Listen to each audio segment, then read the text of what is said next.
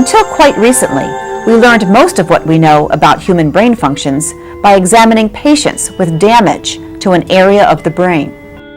By observing what these patients could not do, scientists deduced the function of the underlying tissue. A classic example: one Phineas P. Gage had an unfortunate accident while at his job at a Vermont train yard. A large metal rod was thrust into his jaw through the frontal lobe of his brain. While he continued to hear, speak, and move normally, he experienced an abrupt alteration in his behavior. He changed from his formerly polite, serious self into an impulsive bully with little thought for his future. The case of Phineas P. Gage led to our understanding that the frontal lobes of the brain are critical for many aspects of social behavior. EEGs measure the combined electrical signal of many thousands of neurons, while action potentials describe the work of single neurons and how they transmit information to other neurons throughout the brain. It takes the coordinated activity of thousands of neurons in the same brain region to convey information. With very sensitive sensors, as in this cap, these signals from some parts of the brain can be picked up almost immediately and painlessly and give us information on how the brain works. We can measure the brain's electrical response to a single event and see how it unfolds over a time scale of milliseconds.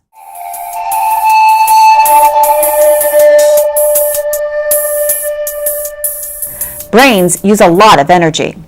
Even at rest, our brains burn glucose constantly. A scientific term for this is metabolism. When we work our brains harder, for example, by studying neuroscience, the neurons involved have to work harder. They increase their rate of firing. This increased neural activity causes other sudden changes around those working brain regions, in this case, the frontal lobes. The neurons there need more energy, so they burn more glucose. Blood flow increases to the area, bringing in more oxygen that is used in glucose metabolism. The capillaries, small blood vessels where oxygen is released, expand. This increases the volume of blood available for the brain's energy needs. By tracking glucose and the flow of blood, we can observe the activity in the brain using two machines that operate very differently. We use both of these machines here at the Brain Mapping Center. This is the PET, or positron emission tomography scanner. Positron emission refers to its dependence on radioactive substances. A positron, a positively charged electron, is attached to a molecule using a machine called a cyclotron, which is a nuclear accelerator. Tomography refers to making a picture, or tomograph, of specific slices of tissue. Often, these studies utilize a radioactive form of glucose, fluorodeoxyglucose, or FDG, which is injected into the bloodstream of a person. We usually let subjects remain at rest for up to 45 minutes before we start the scan. This allows plenty of time for the glucose to be metabolized by the brain. Then we begin the PET scan.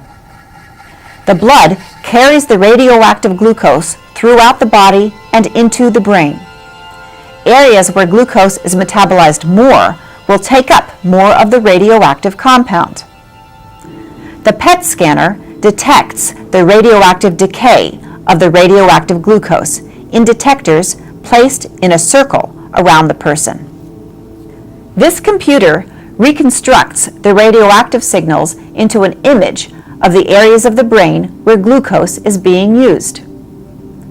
The colored areas show where there is more glucose metabolism taking place, indicating healthy brain tissue.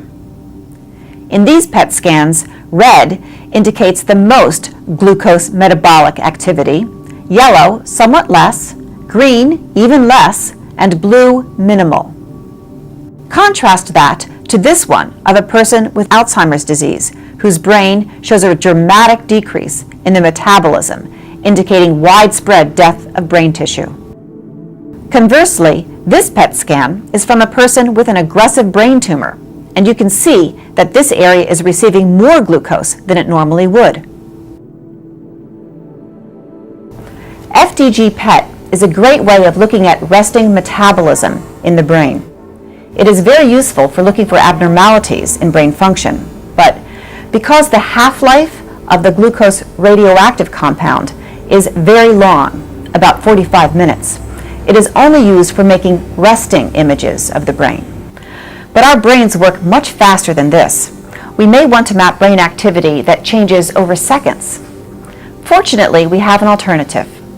The magnetic resonance imaging machine, commonly known as MRI, utilizes a large magnet applying magnetic pulses in different sequences.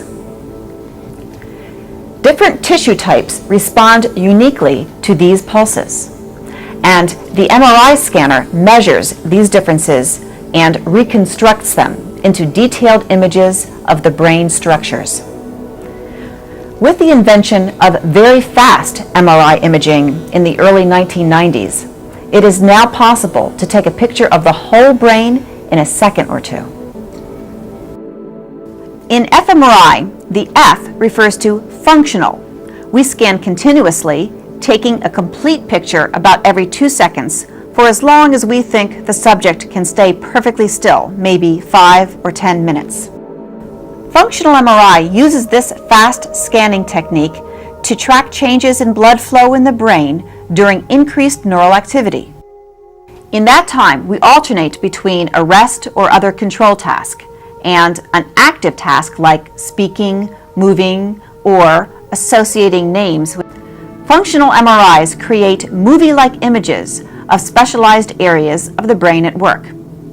As the brain is always at work, we have to compare tasks to see which regions are more activated with a specific task as compared to others. We color the points in the brain that show a mathematically significant difference between rest and activity. This shows us where in the brain the activity is taking place as the person is listening to speech. In this color scale, yellow shows the most activity, red somewhat less. Because we can take highly detailed structural MRI pictures of the brain at the same time, using them we can locate these regions, in this case the language areas, with a high level of accuracy. Blood flow changes are much slower than the firing of the neurons themselves. When the brain gets ready to work, the neurons fire immediately and thus can be recorded by EEGs. But blood flow, what fMRIs record, doesn't start to change until about 2 seconds after the neuron fires, and it rises slowly to its peak in another 5 to 7 seconds. Although MRIs are not as accurate as to time, they are much more accurate in location than the EEGs we saw earlier. Further, fMRIs can probe regions of the brain that EEGs can't measure, such as structures deep inside the brain. fMRIs produce images of specific locations of activity in the brain. Using statistics, we can find regions of the brain whose activity correlates, showing they are functionally connected.